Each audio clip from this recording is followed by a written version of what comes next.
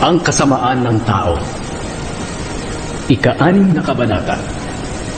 Hindi nagtagal, dumami ang mga tao sa mundo, at marami ang kabataan nilang babae. Nakita ng mga anak ng Diyos na ang mga babae ay magaganda. Kaya pumili sila ng magiging asawa nila sa sino mang maibigan nila. Ngayon, sinabi ng Panginoon, hindi ko papayagang mabuhay ang tao ng matagal dahil sila'y tao lamang. Kaya mula ngayon, ang tao ay mabubuhay ng hindi hihigit sa 120 taon. Nang panahong iyon, at kahit itong huli, may mga kilalang tao sa mundo na mula sa lahi ng mga anak ng Diyos na nagsipag-asawa ng magagandang babae. Sila'y makapangyarihan at kilalang tao noong unang panahon.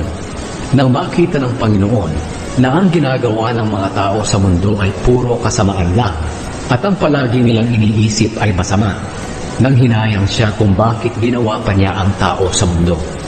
Labis ang kalungkutan niya. Kaya sinabi niya, lilipulin ko ang lahat ng taong nilikha ko sa buong lupain, at lilipulin ko rin ang lahat ng hayop sa lupa, pati ang mga hayop na lumilipad, dahil nanghihinayang ako sa paglikha sa kanila. Pero may isang tao na nakapagbigay lugod sa Panginoon. Siya ay si Noe. Si Noe. Ito ang salaysay tungkol sa pamilya ni Noe. Si Noe ay makadiyos.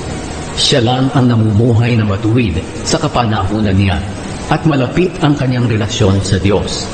May 3 siyang anak na lalaki na sina Shem, Ham at Japhet. Napakasama na ng mga tao sa paningin ng Diyos at ang kanilang kasamaan ay laganap na sa mundo. Nakita ng Diyos na lubhang masama ang mga tao sa mundo dahil ang ginagawa nila ay puro kasamaan. Kaya sinabi niya kay Noe, lilipulin ko ang lahat ng tao.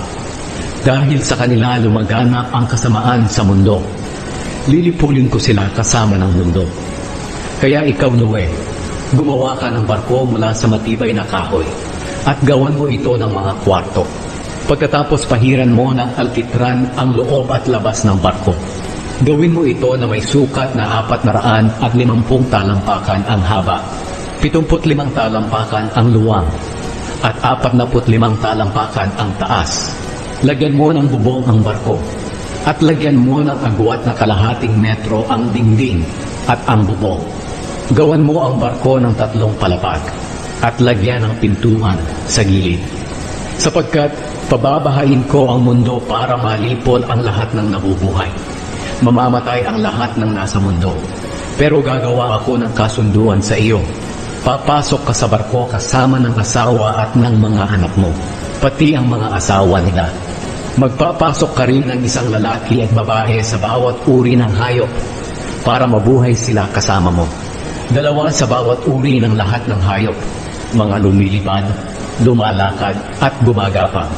Lalapit sila sa iyo para hindi sila mamatay. Magdala ka rin ng lahat ng uri ng pagkain para sa inyo at para rin sa mga hayop.